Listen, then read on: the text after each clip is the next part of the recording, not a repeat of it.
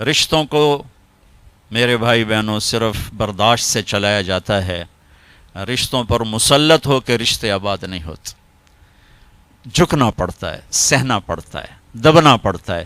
جو دبنا سیکھے گا اللہ کی قسم اس کی زندگی خوبصورت ہو جائے گی۔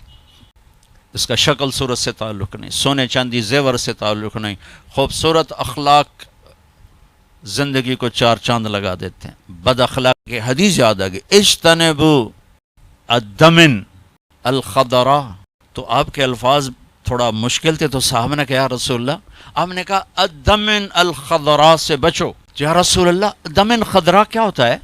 آپ نے کہا المرأة الحسناء فی المنبت السوء، بد اخلاق خوبصورت عورت سے بچو، اس کے حسن پہ نہ ریجھ جانا ورنہ زندگی تباہ ہو جائے گی۔ بد اخلاق سے بچو، بد اخلاق سے بچو۔